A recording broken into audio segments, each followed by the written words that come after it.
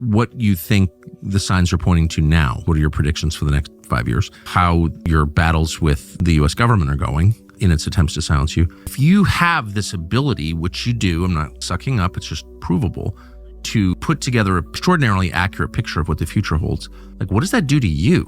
Those are kind of not thoughts that most people, including me, are burdened with and don't really want to be burdened with. But like, how do you turn off the visions of the future in your head? Well, I mean, I appreciate you, and obviously God gives us all different gifts, and I do have some gifts, but I think a lot more people have these gifts than really realize it. But you can prove it in a way that others can't because it's on tape. So it's not really debate. Has Alex Jones had, more accurate predictions of the future than any living person in the world that I know of? We can prove that. We don't have to argue about it.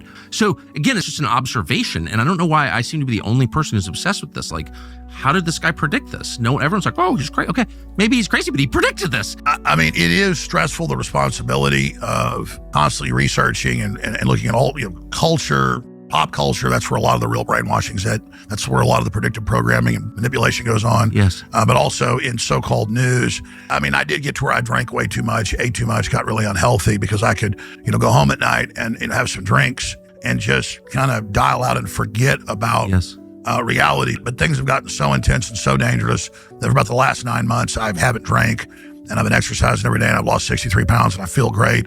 And I've just embraced the responsibility. Plus, we're alive right now, really in the Great Awakening, where more and more people are piecing things together and deciding to really get informed and engaged, where people really start understanding how the world really works to such an extent that there are so many other journalists and researchers and pundits and just private citizens and people in business and academia and life that they really realize that this globalist system is transhumanist, it is evil, it is a spiritual battle at the end of the day, and people need to really choose a side. And I think choosing the side and saying, hey, God, I can't do this, I'm weak, I'm imperfect, but through you I can, and really praying and asking God to lead, God, and direct you and give you discernment. So to really answer your question, I'll have all this data and this research so that my feeble human mind can understand really what God tells me. And then it's that final little ingredient of being sure about something, that's what they're intending to do.